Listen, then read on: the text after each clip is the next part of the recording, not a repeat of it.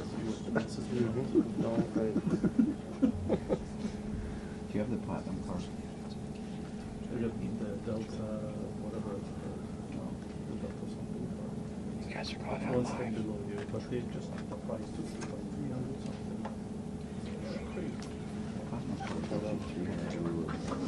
No, it doesn't.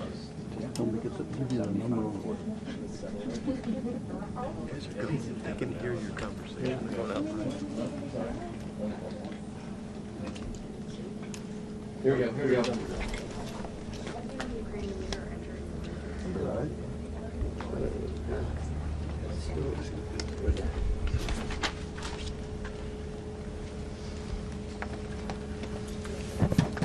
Well, thank you very much. We had a terrific meeting.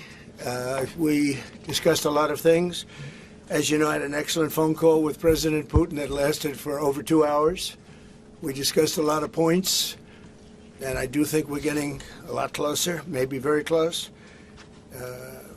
The President and I just spoke to the European leaders. They were President Emmanuel Macron of France, President Alexander Stubb of the Republic of Finland, President Karol Nawrocki of the Republic of Poland, Prime Minister Jonas Gahr Store of the Kingdom of Norway, Prime Minister Giorgia Meloni of the Italian Republic, Prime Minister Keir Starmer of the United Kingdom of Britain and Northern Ireland, Chancellor Friedrich Merz, the Federal Republic of Germany, Secretary General Mark Rutte, the North Atlantic Treaty Organization, NATO, President Ursula von der Leyen of the European Commission. We spoke to all of those great leaders. They're all great leaders.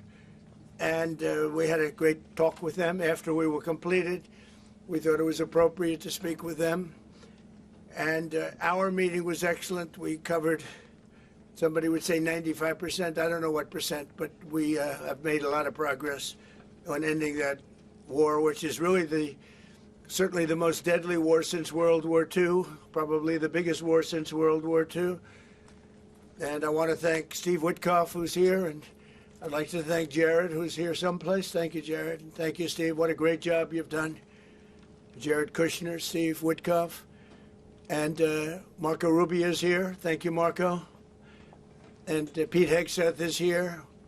Those two people are doing an unbelievable job. And the four people on this one are doing, I don't think anybody could do it. And we'll see if it gets done, but it's very close, certainly. Nobody would even have a chance of getting it to where it is right now. Nobody would have thought that was possible. So I just want to say we've done very well. We've had discussions on just about every subject, and that includes with President Putin before. And we went into great detail, and we likewise went into great detail today. And it was an honor to have you at Mar-A-Lago and have lunch. I hope you enjoyed the food. Your people enjoyed the food, I can tell you that. You're big, strong people. Your general over there looks like central casting. I want to also, by the way, speaking of generals, we have a great general, General Raisin Kane, who is here someplace. Thank you, General. Thank you very much. He's great. So, Mr. President, maybe you want to say a few words, Yeah. and then we'll speak over the next couple of weeks. We'll speak probably quite a bit, but we'll speak tomorrow. Thank you very much. Appreciate Thank you. it. Thank you so much, Mr. President. Thank you. Thank you for everything. Dear colleagues, first of all, I would like to thank President Trump for a great meeting at this amazing place in his home in Mar-A-Lago. And we had a really great discussions on all the topics, and we appreciate the progress that was made by American and Ukrainian teams in these recent weeks. Special thanks to Steve Witkoff and Jared Kushner, and thank you for their engagement and full commitment, and also to our team, and first of all to Rustem Umerov and General Gnatov, and to all our teams. And we discussed all the aspects of the peace framework, which includes, and we have a great achievements, 20-point peace plan, 90% agreed, and U.S.-Ukraine security guarantees 100% agreed. U.S.-Europe-Ukraine security guarantees almost agreed. Military dimension 100% agreed. prosperity plan being finalized, and we also discussed the sequencing of the following actions. And we agree that security guarantees is the key milestone in achieving lasting peace, and our teams will continue working on all aspects. We also had a joint productive call with European leaders, like President Trump said already, and a lot of leaders, including NATO and the EU.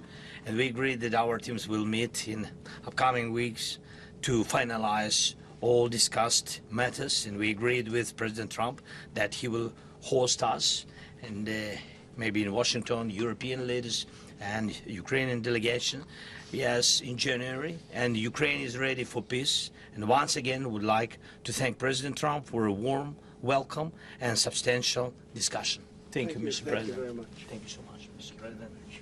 Any questions, please? Mr. President, with the first some digits from President Zelensky, 90%, 100%, the U.S. Ukraine security guarantees, what number are we at right now? Well, I think look, you can say 95%, but I don't like to say percentages. I just think we're doing very well.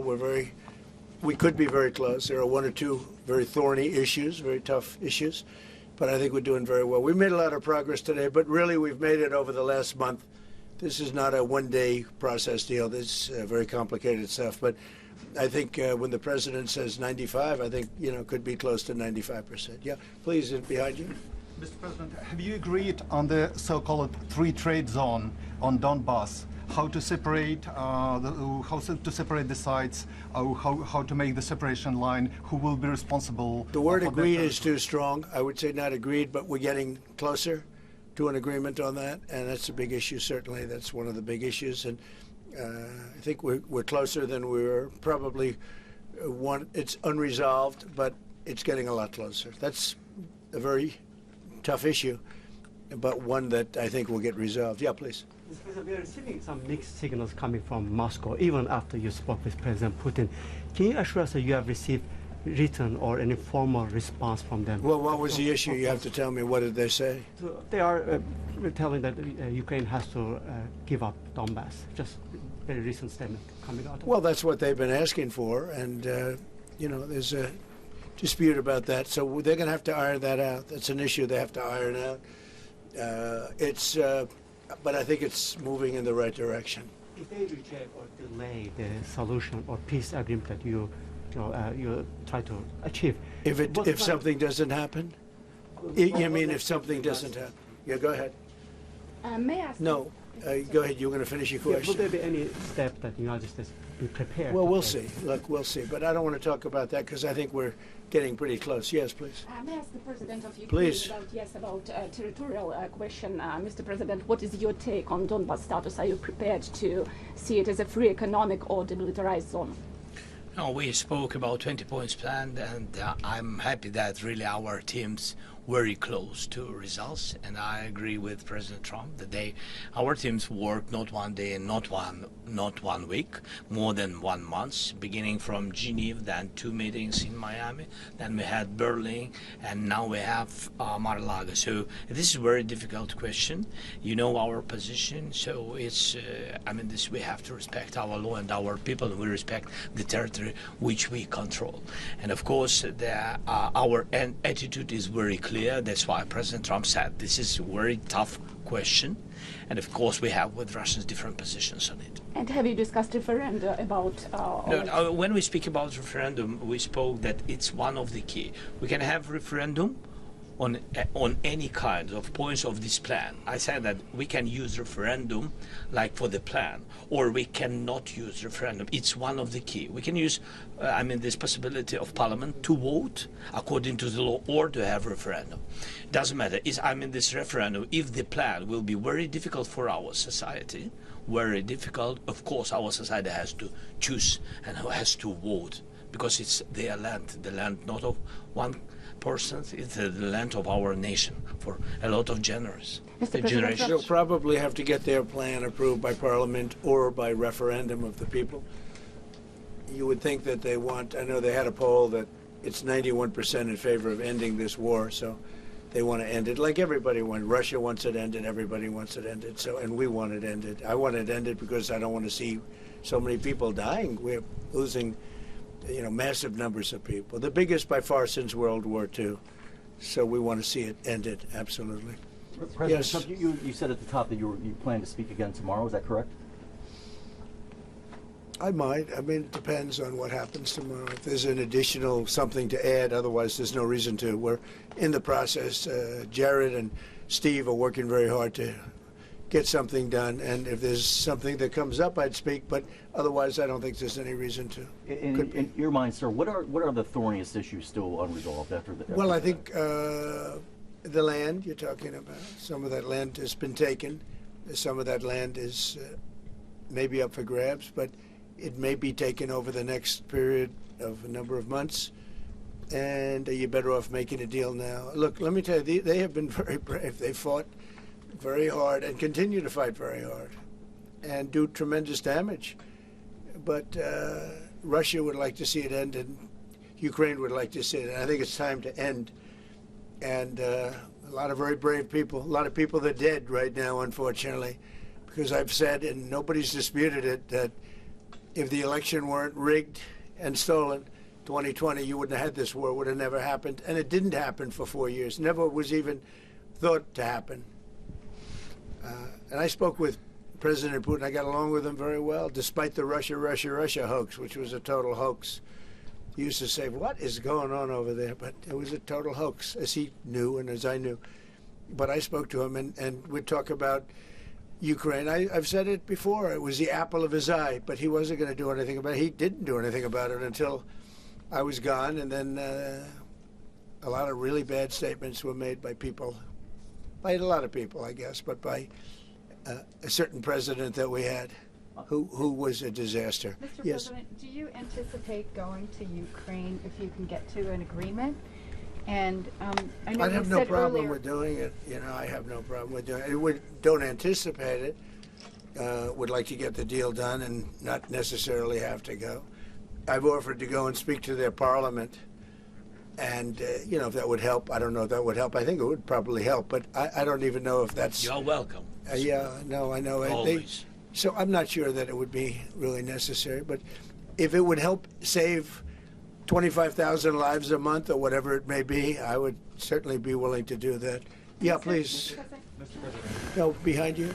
And how about Where are you from? from Ukraine? Good, I had a feeling. Public broadcaster. Good. And how about Zaporizhzhia nuclear plant? Have you discussed this question? On what? Zaporizhzhia nuclear plant. Yeah, we discussed that at length today. As you know, it's in pretty good shape. It can start up immediately, almost immediately. And it's one of the things I discussed with President Putin. And they were talking about the nuclear plant. It's probably the biggest in the world, just about the biggest anywhere in the world. Can you believe that? And President Putin's actually working with Ukraine on getting it open. He's been very good in that sense. He wants to see that open. And he hasn't hit it with missiles, hasn't hit it with anything. It's a big danger to do that for everybody. But they're working together to try and get it. It can open very quickly. It's in pretty good shape. And the people there have been there for years. The people there running it. They have 5,000 people in that plant. Can you believe it? I learned that today. 5,000 people. It's the biggest plant of its kind in the world. And they're working together to get it open. They could maybe get it open quickly. That's a big step when he's not bombing that plant. It's a big step. Mr. President, in the readout from Moscow, they talked about the creation of some working groups. Yes. Would be set. Can you tell us about what those working groups Sure. would entail? And also, if you wouldn't mind, what is the message that you will give to Putin when you speak to him after your meeting? So here? the working group is going to be composed of Steve Witkoff, Jared Kushner, General Raisin Kane, Marco Rubio, and a few other people that we're going to be putting onto it. I think Pete Hegseth should be in that working group. He knows the territory very well. He's been fantastic at what he's doing. And they may add one or two people. And likewise, Ukraine's going to have some very good people that were at lunch today that enjoyed the lunch today a lot, more than they thought, right? But do you want to say who may be on your working group? Yeah, we now, as I said, that we work with Steve and Jared. We worked our Rustem Umerov and also Deputy Minister Kislitsa and also General Gnatov, and they will continue work in this group. And of course, if we will go further, and I hope that really we will have decisions in January, as I said, about all these documents, 6 documents, and of course, we will continue work on this, so they know what to do. Yes. And that working group, by the way, importantly, will also then be working with Russia. Okay? Because to work with ourselves doesn't really solve much of a problem. So they'll be working with Russia. Yeah, please. President, you said this morning you weren't a deadline guy. How long do you think it'll take to get this last little bit, as you say, finished? What are we talking about? So if it went really well, you know, maybe a few weeks. And if it went poorly, longer. And if it went really poorly, it's not going to happen. That would be a shame. There's that chance also. You know, it's possible it doesn't happen.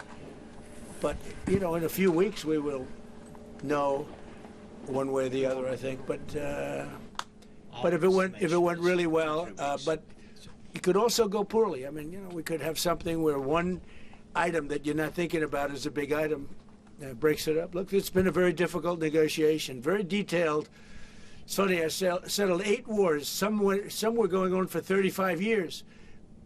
And we got them settled in a couple of days. Some of them, one was going on for 37 years. I settled it in 1 day. But this is a very complex one. Do you want to put odds on it? What the bad? No, I think we'll get it done. I don't want to say when, but I think we're going to get it done. Yes, ma'am. Mr. President, you in the past have suggested a trilateral meeting between both Presidents Putin and Zelensky. Is Right. that something that is also on the docket? I see that happening, sure, at the right time. I saw a very interesting President Putin today. I mean, he wants to see it happen. He wants to see it. He told me very strongly. I believe him. Don't forget, we went through the Russia hoax together. And he'd call me, I'd call him, I'd say, can you believe the stuff that they're making up? And it turned out we were right. They made it all up. And despite that, we didn't get into wars or we didn't get into problems, but we weren't able to trade very much or any of that, which was a shame because, you know, a lot of success could have been had by trading with Russia. They have great land, great minerals and other things, and we have things that they want very badly. But the Russia hoax, which was a terrible made-up fictional thing by Crooked Hillary and by Adam Shifty Schiff and bad people, sick people, they made it up. It was all a made-up hoax. But it kept us really from dealing with Russia, kept Russia dealing, you know, from dealing with us. So, but despite that, we got along. And I don't know, I think we're going to get there. I know him very well. I think we're going to get there. Did you discuss any time, location, meeting place? Yeah, we're discussing a lot of things. No, look, I was on the phone with him for almost, I guess, 2.5 hours, they're just telling me now. That's a long time. We discussed a lot of things. We didn't talk about the weather. We weren't talking about what a beautiful day it is in Palm Beach, Florida. Yes. Trump, President Zelensky mentioned maybe a meeting with European leaders back in Washington. Would that be in the next few weeks? Well, in Washington or someplace, yeah. These leaders that I just read, these are great people. You know, they've spent a lot of money on helping Ukraine. And look, they're doing it for themselves also, meaning their country, because Ukraine's a very important country for them in particular. For us, it's very important. To me, it's the lives. You know, we're thousands and thousands of miles. We're protected by a thing called the Atlantic Ocean and lots of other places, to be honest. And they're not, you know, they're right there. But we're working together with them as we should be. But I'm doing it to save lives.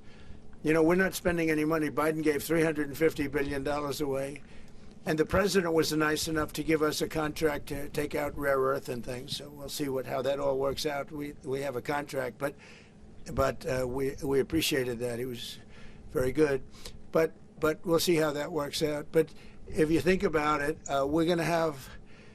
I really believe we're probably, Mr. President, by far closer than ever before, with both parties. We had some times when he was close and President Putin wasn't. Then when President Putin was close and he wasn't. You saw that in the White House. But I think they both want to see it happen. Mr. President, in your conversation with... You're saying that, you've said multiple times that you want to stop the killing, and nearly 100 American citizens died in Ukraine on the battlefield. Yeah. What's your message to their families whose loved ones died fighting for Well, look, I mean, the message is so obvious. It's what a shame. They died in a foreign country. And some are celebrated people. They're very celebrated. But so sad that a thing like that would happen. Yes, ma'am. President Trump, obviously security is a major issue for the Ukrainians. Right. Did you offer any promises, any assurances today? Well, I did. We want to work with Europe, and Europe is going to take over a big part of it, as you can imagine. You know, they're right there. But we're going to help Europe 100%, like they'd help us. Yes, ma'am, you were going to say something? Yeah, I was just going to ask, when your conversation... Who are you with? Andrea Shalal with Reuters. That's what I thought. Yeah. So in your conversation with President Putin, did you discuss what responsibility Russia will have for any kind of reconstruction of Ukraine post an agreement? I did. And they're going to be helping. Russia's going to be helping. Russia wants to see Ukraine succeed. Once, it sounds a little strange, but I was explaining to the president, President Putin was very generous in his feeling toward Ukraine succeeding, including supplying energy, electricity, and other things at very low prices. So a lot of good things came out of that call today. But they were in the works for 2 weeks with Steve and with Jared and Marco and everybody. did Russia agree, or did Putin agree to a ceasefire to allow a referendum to take place? Not a ceasefire, and that's one of the points that we're working on right now. No, not a ceasefire. He feels that, look, you know, they're fighting and to stop, and then if they have to start again, which is a possibility, he doesn't want to be in that position. I understand that position. The president feels strongly about that or something, but I think we're finding ways that we can get around that. But I understand President Putin from that standpoint. You know, you have to understand the other side. And, you know, I'm on the side of peace. I'm on the side of stopping the war. So, but I think that's a problem that's going to get solved. Yeah. Would people who live outside of Ukrainians who fled during the war be allowed to participate in the referendum? What do you mean, people where live? The people that left. Who fled to Poland and Germany. Yeah, if we speak about the people who are abroad, who are not on the territory of Ukraine, you mean that in Poland, in Germany, we have millions of people. Yeah, they have a referendum in the same of elections. In the same way how people come and vote, they have rights for this. And of course they have to come. That's why if we will come to referendum, yes, if we will come to such decision, people need infrastructure for this, and it's not simple, and that's why we spoke about it. It can't be in one day, very quickly. It's difficult because we need infrastructure. When you have millions of people, you have to build it in Europe, mostly in Europe for today. President Trump, I know you sound an optimistic note here, but what happens in a few weeks if things sputter? What are you prepared to do? They keep fighting, and they keep dying. No good. But if things don't happen, they keep fighting, and they keep dying. And we don't want that to happen. He doesn't want it to happen. President Putin doesn't want it to happen either. Okay? Thank you very much, everybody. Thank you. Appreciate it. Thank Great. you, sir. Thank you. Thank you, sir. Thank you. And thanks for lunch. I don't know. Was it a good lunch? Yes, sir. There's no lunch. He walked in. He said, "This place is gorgeous." I don't think he wants to go to the White House anymore. That's the problem. I'm ready to go to the White House. I know. It is. The White House is a very special place, and so is this. I hope you enjoyed it. Thank you very much. So much. Thank you, sir. Thank you, sir. Thank you. Thank you, everybody. Good question you asked. Thank you. Thank you very much. Thank you very much. Thank you.